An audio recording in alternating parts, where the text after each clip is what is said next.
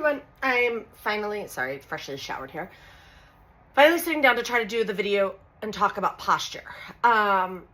It is complex. I'm sure we can figure it out. It's not just about having strength.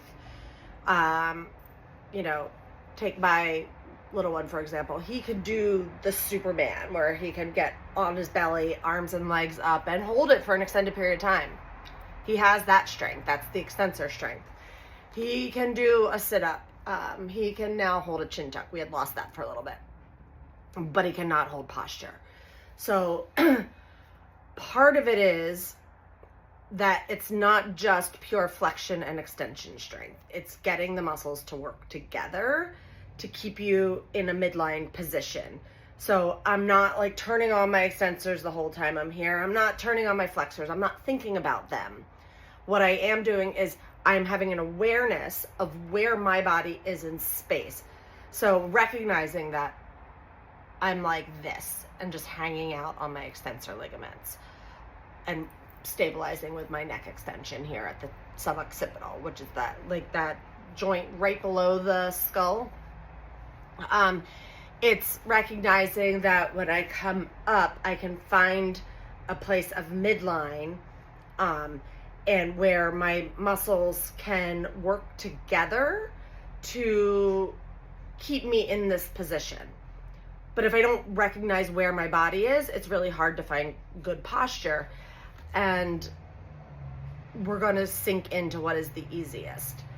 Also, we have muscles around here that do rotation.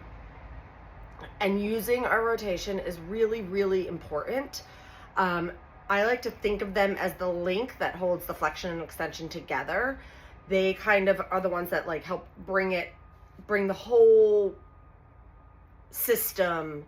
And so if you don't know how to use your rotation, so go way back to some of my baby videos where I talk about using the diagonals, as I call them. We're going out of sitting in this way or this way and not just straight forward. So learning how to use all of those components of your trunk and core to get functional movement is also going to help with holding you up, because what you don't want is just to start to go and you're like, oh, I'm falling, and then you turn on all of your extensors, which is just going to bring you back here, so that you're like, I'm going to turn on all of my flexors. It's how do I lift my body up using both as a team. So yes, you have to have strength, but you also have to have coordination of how, and by coordination, I mean the getting your muscles to work together as a team. And you have to have body awareness. Like, you have to know where your midline is. You have to recognize when you're not in your midline. And you have to then send the message to your body to get them to work together. So like right now, like I'm going to slump forward. Here's me, I'll turn sideways. Slump forward. Here I am just using my extensors to fix it.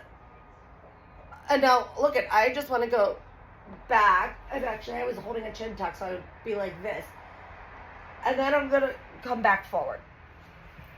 Now, when I have when I want to fix it, I'm going to use everything together and I'm going to almost lift up. So I'm tightening everything and lifting up, and I'm pulling in the chin tuck so the back of my head is extending. I'm not just flexing or extending. Hopefully that makes sense. It's working on a lot of the different components. So that's where, you go back to those days of decorum where people had to walk holding a book on their head because they had to figure out how to find that stability to hold this in place. So we can do that by giving the kids we're working with or ourselves external things to do. So like maybe it's carrying something while they're doing an obstacle course.